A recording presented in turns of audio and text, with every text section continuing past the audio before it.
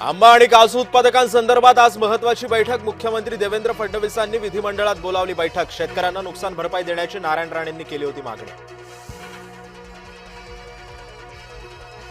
तूर्त एलपीजीला पर्याय म्हणून पेट्रोल पंपांवरती केरोसिन मिळणार. अन्न व नागरी पुरवठा मंत्री छगन भुजबळांची घोषणा.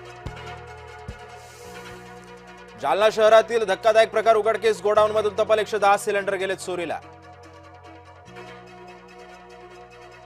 नाशकामध्ये गॅस सिलेंडरचा संशयास्पद साठा आढळला. नाशिक त्र्यंबक रोडवरील नाईस संकुल परिसरातली घटना. गॅस साठा काळ्या बाजारामध्ये विक्रीसाठी आणल्याचा होता संशय.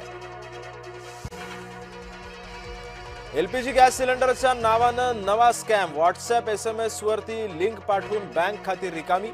अनोळखी लिंक वरती क्लिक न करण्याचं प्रशासनाचं आवाहन.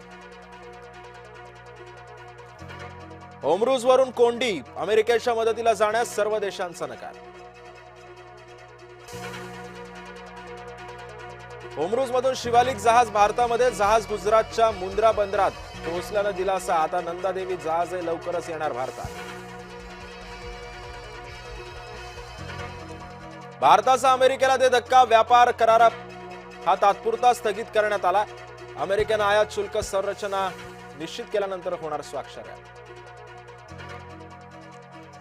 शिखर बँक घोटाळ्याची फाईल बंद. अजित पवारांसह इतरांना क्लीन चिट. न्यायालयानं क्लोजर रिपोर्ट स्वीकारला.